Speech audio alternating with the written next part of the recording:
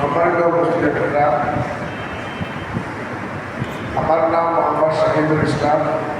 আমাদের বাড়ি হল সুবাড্ডা ইউনিয়নের ৮ নম্বর ওয়ার্ড। আমি পেশায় একটা কলেজের প্রিন্সিপাল হিসেবে দায়িত্ব পালন করছি। বাংলাদেশ জামাত ইসলামের পক্ষ থেকে আগামী সংসদ নির্বাচনে আমাকে মনোনয়ন দিয়েছে।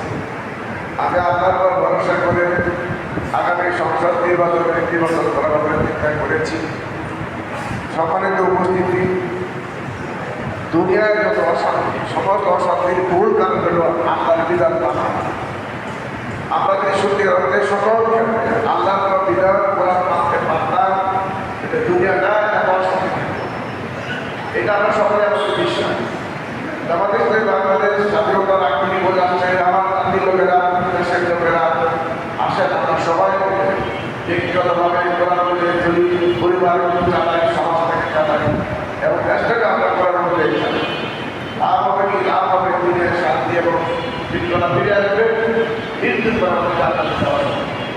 কিন্তু আমাদের এই দর্শন জনগণ আমরা চাইনি বলে হয় না।